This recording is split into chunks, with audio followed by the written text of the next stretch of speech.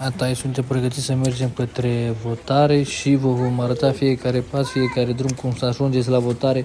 Pentru cei care sunteți în Belgia, în Bruxelles, mai exact în Scarbeet, acesta e drumul către votare. Noi am pornit direct de pe Platz Ritz, de lângă Platz Ritz am pornit și mergem chiar acum.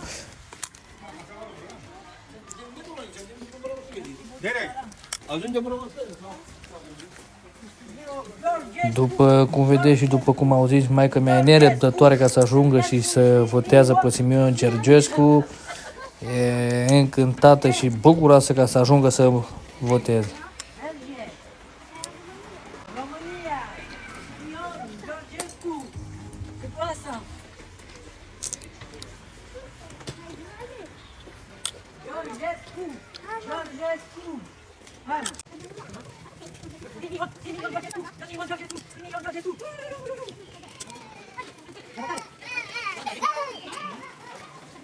Asta e drumul către votare?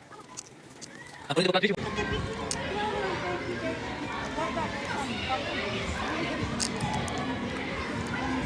Azi erau sărbătoare aici prin Scarbeet și toți oamenii ce-au scos, ce au avut de vânzare, au scos la licitație să vândă și mulți alții care au avut ceva să pregătească de mâncare, alții au vândut de mâncare, alții au vândut tot ce și-au găsit la ei în casă și mulți care au ieșit ca să pentru copii cu multe și diferite locuri de joacă și unii ca să picteze copiii pe față, să le facă niște desene sau ca un fel de mască pe față și multe activități pentru copii. E o sărbătoare aici în ziua aceasta. Și am început să derulez filmarea, fiindcă e un drum lung până la votare și așa vedeți și voi și ajungem cât mai repede ca să nu durează filmarea prea mult și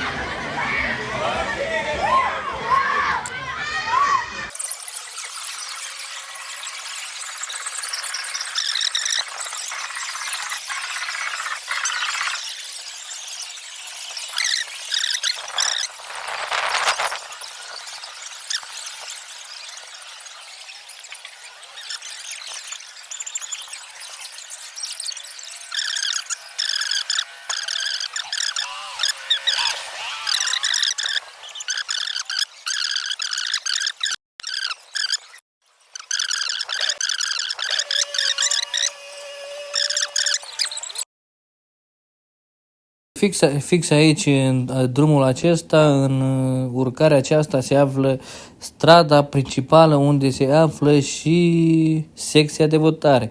În locul acesta, puțin mai în față, vom găsi o școală și de la școală puțin mai în față se află secția de votare.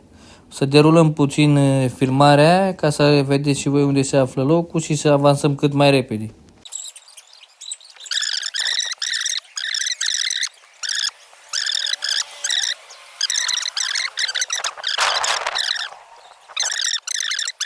Domnilor care puteți să găsiți direct aici, asta e strada principală și fix acolo unde e galbenul ăla, acolo se află secția de votare.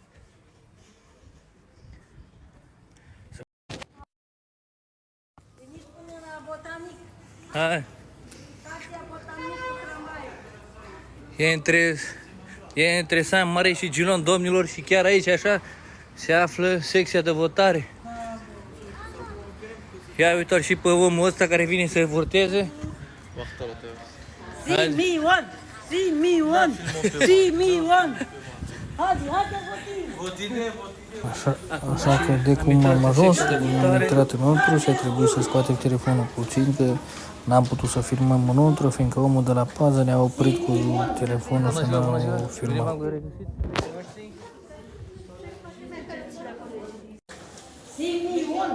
Bună ziua, bună ziua! Bine v-am regăsit! Stai să